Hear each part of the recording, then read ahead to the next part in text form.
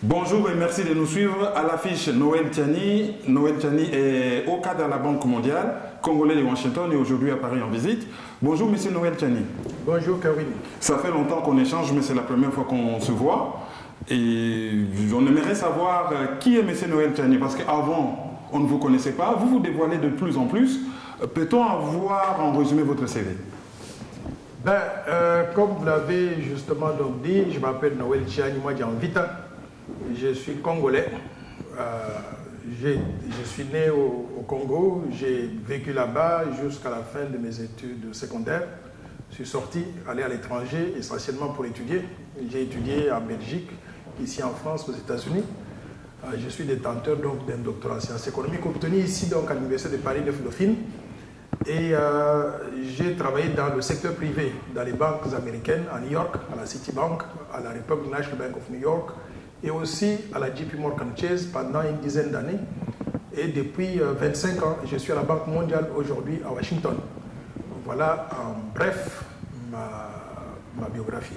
Et hors micro, vous m'aviez dit que vous êtes parti de Kinshasa, Université de Liège, Grenoble, Dauphine, et puis après votre vie professionnelle.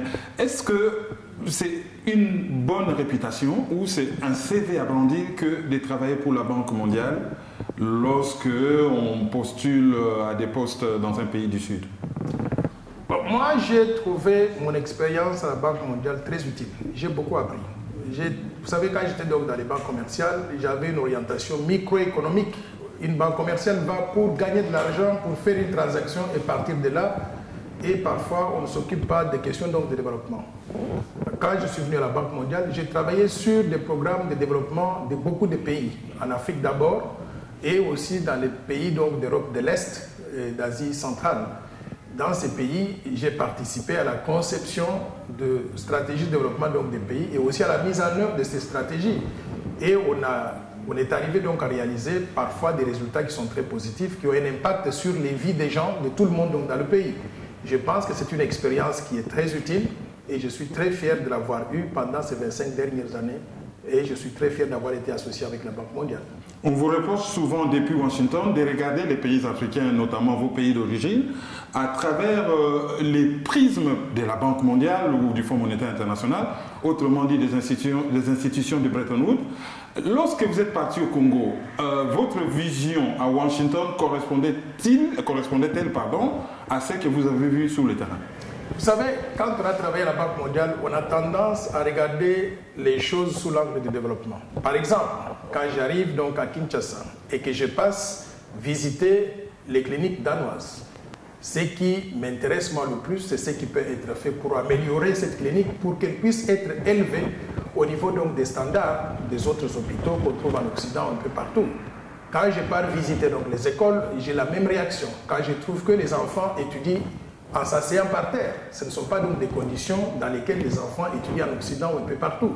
Quand je suis allé par exemple à Kasumbalesa, je suis allé au Bas-Congo à Kassankulu, à Kenge au Bandundu, je suis allé à Mbujima et à Kananga.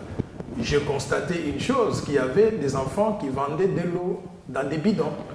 Et je me suis posé la question pourquoi ils le font. C'est parce qu'il n'y a pas donc la société de distribution d'eau qui fonctionne normalement. Je me suis posé la question de savoir qu'il faut-il faire pour arriver à régler ce problème. Par exemple, en Mbujimaï, la question principale qui s'est posée était la réhabilitation du barrage de Tiala. J'ai posé la question, pourquoi ce barrage ne fonctionne pas? Il est vétuste. Ça fait depuis 1930 qu'il a été construit donc, par les Belges et qui n'a pas été entretenu. J'ai posé la question de savoir combien faut-il pour arriver donc, à le réhabiliter ou à le mettre à jour aujourd'hui. J'étais surpris donc, de constater que le montant nécessaire pour arriver à donner de l'eau et de l'électricité dans une ville qui a au moins 3 millions d'habitants, c'est simplement 53 millions de dollars. J'étais surpris que nous n'ayons pas pris cela comme étant une priorité parmi les priorités pour arriver à régler ce problème-là immédiatement. Je sais que le gouvernement est en train donc de faciliter la construction aujourd'hui du barrage de Katende, mais il y avait des solutions beaucoup plus rapides qui pouvaient permettre de distribuer l'électricité, de distribuer de l'eau potable donc à 3 millions d'habitants le plus rapidement possible.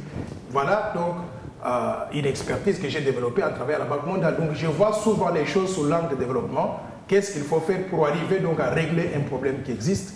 Et la plupart des temps, je suis même surpris de voir que les gens qui sont dans le pays ne voient pas les mêmes choses que moi je vois. Alors, vous avez une vision, je dirais, pragmatique ou opérationnelle des choses, tandis que le problème du Congo, il est fonctionnel. C'est la faillite de l'État.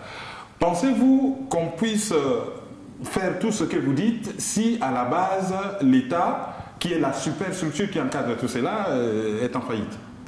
Vous avez totalement raison, c'est pour cela que je dis toujours dans la présentation de notre vision de développement qu'il y a des défis de développement qu'il faut relever. Ces défis sont de plusieurs ordres.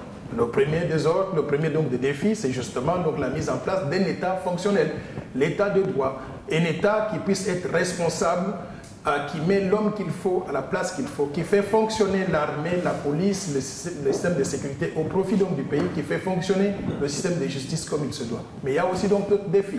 Le gap infrastructurel, le climat des affaires, la paix et la sécurité, le leadership visionnaire, le fonctionnement même des finances publiques. Donc tous ces défis doivent être traités progressivement et de la même façon en mettant l'accent bien sûr, en ayant bien sûr donc à l'esprit que c'est l'État qui est le départ de tout. L'État doit être là pour arriver à responsabiliser, à mobiliser donc les énergies pour les mettre au service du pays. Vous avez conçu un programme de développement économique ambitieux pour le Congo qui sera publié aux éditions du Panthéon très bientôt, c'est à peu près 400 pages. Pensez-vous que ceux qui étaient avant vous n'avaient pas la même vision? Je pense par exemple à Kingo Adondo, je pense à Singaoudjou, Boboli Kolokonga, Mabi Moulumba, ainsi de suite. Ils n'avaient pas une vision pareille. Qu'est-ce qui nous garantit que ce programme-là marchera? Je peux vous dire que toutes ces personnalités que vous avez mentionnées ont fait de leur mieux pour contribuer au développement du pays à leur façon. Les choses, nous sommes arrivés aux résultats que nous connaissons aujourd'hui. Alors moi, je ne voudrais pas beaucoup plus donc juger le passé, je voudrais m'appesantir sur l'avenir. Pour aller de l'avant, je pense qu'il faudrait que le Congo arrive à rassembler tous ses fils. Ces histoires de discrimination, de tribalisme, de favoritisme, il faut y mettre fin. Il faudrait que le Congo arrive à mobiliser toutes les ressources humaines, où qu'elles soient, que ce soit les Congolais de l'intérieur ou les Congolais de la diaspora, que nous puissions donc combiner donc nos forces, nos énergies, pour arriver à nous déployer au profit donc du pays. Ça, c'est la première chose. Mais nous devons aussi répondre à certains défis, notamment le défi de la gouvernance. Aujourd'hui, la gouvernance congolaise, elle est connue. Je ne suis pas en train de parler donc du mal de mon pays pour rien. La gouvernance congolaise, elle est jugée à travers des indicateurs tels que l'indice de corruption, de transparence internationale, qui dit que nous sommes l'un des pays les plus corrompus de la planète. Je pense que si nous voulons aller de l'avant, nous développer comme il se doit, nous devons répondre à ces défis-là et les affronter donc avec courage en tant que responsable pour notre pays et faisant ce qui est bien pour notre pays. Donc, par rapport à toutes ces personnes que vous avez mentionnées, je dirais simplement que moi, je n'ai jamais été corrompu et je souhaiterais que nous puissions moraliser donc la société congolaise pour qu'il y ait beaucoup plus de gens qui voient les choses donc sous cet angle-là et que nous puissions donc utiliser les ressources publiques comme il se doit au profit du pays. Vous êtes encore cadre à la Banque mondiale. Je ne vous poserai pas de questions à caractère politique, ou dont on en parlera de façon superficielle, parce que votre déontologie, tant que vous êtes en fonction, vous interdit de parler de problèmes politiques. Or, aujourd'hui, le problème du Congo, il est essentiellement politique et géostratégique à la fois. Pensez-vous que votre beau programme économique puisse s'intégrer dans un environnement politique délétère et dans un environnement géostratégique pourri? Oui, vous savez, aujourd'hui, le Congo est confronté à des problèmes politiques sérieux. Nous ne parlons pas le même langage. Il y a la majorité présidentielle, il y a l'opposition et la société civile. Et vous avez suivi les difficultés même à réunir les gens autour d'une table pour parler simplement de ce qui nous regarde, donc à travers ce qu'ils appellent donc le dialogue. On n'arrive pas donc à mobiliser tout le monde.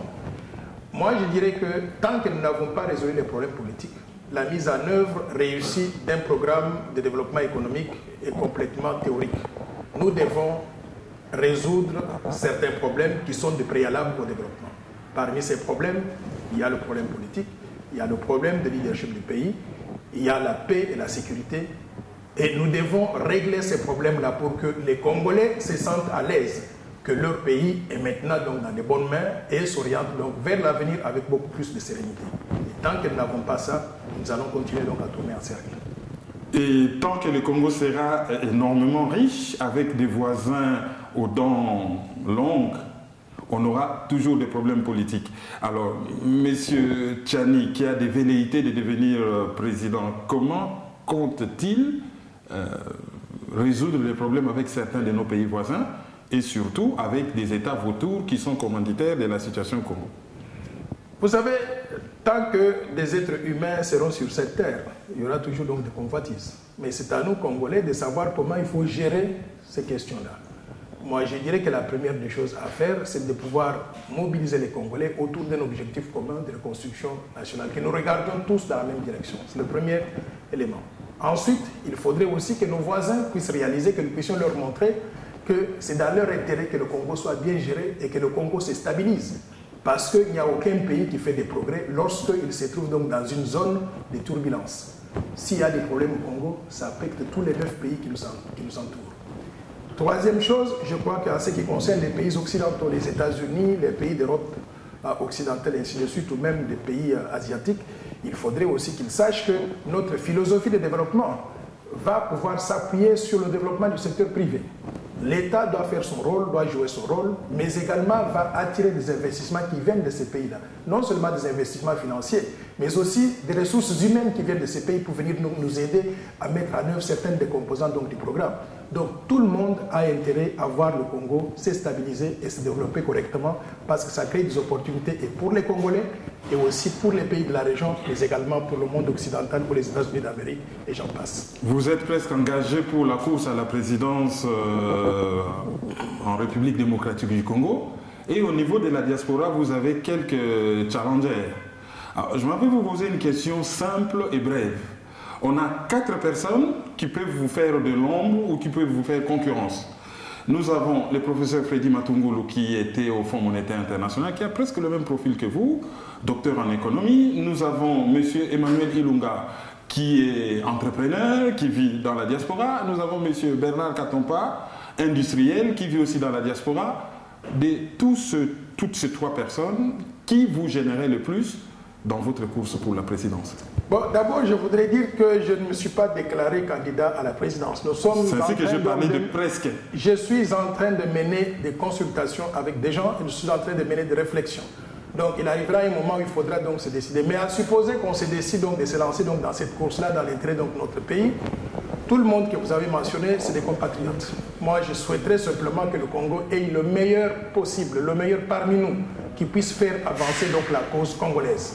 Et moi, j'estime que quand on a l'expertise qu'on a eue, quand on a été banquier de développement pendant autant d'années, quand on a monté des programmes réussis dans beaucoup de pays, c'est une expérience à revendre. Et je souhaiterais que les Congolais puissent regarder sérieusement à cette expertise que j'offre. Monsieur Noël Tchani est-il optimiste ou pessimiste par rapport à l'avenir du Congo? Parce que si on regarde ces pays, on a comme l'impression que la situation est perdue. Moi, je suis un homme optimiste et je crois sincèrement que le Congo est appelé à un meilleur avenir. Mais nous devons faire notre homework. Nous devons, comme je l'ai dit, travailler d'abord pour mettre en place les préalables de développement. Ces préalables, je les ai identifiés sous forme de défis de développement. Il inclut la paix et la sécurité, qui est une condition sine qua non. Il inclut la question de leadership politique. Il inclut les questions de gouvernance. Si nous arrivons à... Il inclut les questions de gaps infrastructurels, de l'environnement des affaires. Si on arrive donc à mettre en place ces préalables de développement et à rassembler donc les Congolais, je peux vous assurer que la République démocratique du Congo peut se développer beaucoup plus rapidement que beaucoup de personnes ne l'imaginent. Nous pouvons devenir demain la Chine d'Afrique. Nous avons presque 370 $ ou 394 $ des PIB aujourd'hui. Avec votre programme dans 15 ans, on peut en avoir combien à peu près? Moi, je pense que ce qui est important déjà, comme j'ai souligné donc la question d'inclusion, c'est que la croissance économique qui pourrait être générée en mettant en œuvre le programme tel que je le présente, que cette croissance économique puisse bénéficier à tout le monde, que nous puissions régler le problème du chômage.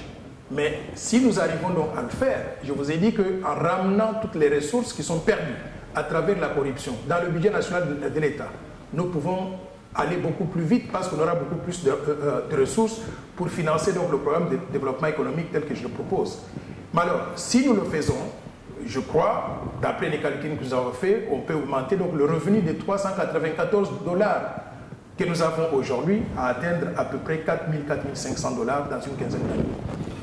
En attendant la sortie de son programme aux éditions du Panthéon, nous disons continuez à suivre maïso.com. Nous disons merci à M. Noël Tchani de nous avoir accordé cette interview. Et merci surtout à Efra et Rex Kazadi ainsi qu'à Roger Moussange et à Elvis pour la logistique.